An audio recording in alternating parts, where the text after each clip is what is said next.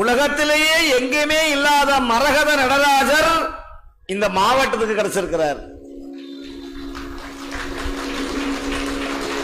ராவணன் பிறப்பதற்கு காரணமான கோயில் உத்தரகோசமங்க. ராவணன் பிறப்பதற்கு காரணமான கோயில் எதுங்க?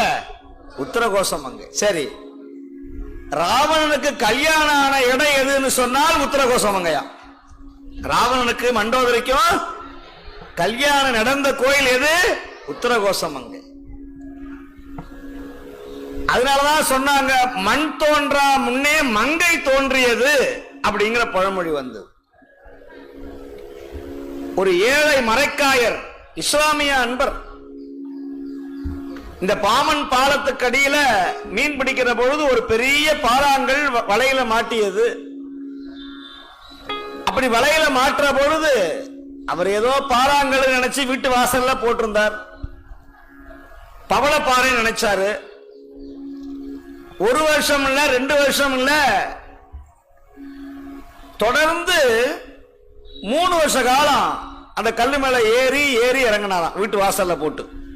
சாமி மிதி வாங்கணும்னு ஆசைப்பட்டார். ஒரு நல்ல அன்பர் கால்ல ஒரு நாள் வெயில் பளீர் என்று அடித்தது. அந்த கால் பட்ட இடம் மட்டும் பளிச்சுன்னு பச்சை கலர்ல முகத்துல வந்து அடிச்சது. யாரு?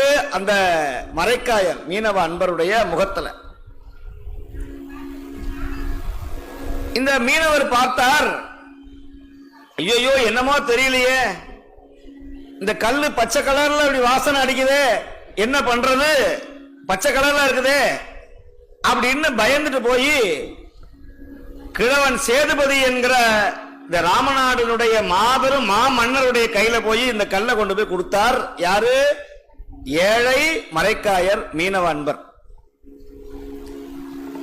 இந்த சேதுபதி மகாராஜா என்ன பண்ணாரு?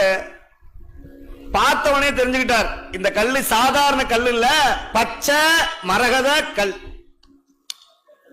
இது ஒரிஜினல் மரகத கல்லான்னு கண்டுபிடிக்கிறதுக்கு என்ன பண்றது அப்படின்னா, என்ன பண்ணணும்? திருவிளையாடல் புராணத்தை படிக்கணும். திருவிளையாடல் புராணத்துல ஒரு படலமே இருக்கு நவரத்ன கல்லை பத்தி. சாமி மாணிக்கம் விட்ட படலம்னு பேரு. சவுந்தரராஜ பாண்டியன் சின்ன குழந்தை, அப்பா இறந்து போயிடுறாரு, குழந்தைக்கு முடிச்சுட்டணும், அந்த கிரீடம் செய்யறதுக்கு மாணிக்கம் கிடைக்கல. உடனே எல்லாரும் போய் சொக்கநாத சுவாமி கிட்ட, சுவாமி கஜானா காலி ஆயிடுச்சு, மாணிக்கம் வாங்க பணம் இல்ல, மாணிக்கங்கள் இருந்தால்தான் வைரங்கள் இருந்தால்தான் கிரீடம் வைக்க முடியும்.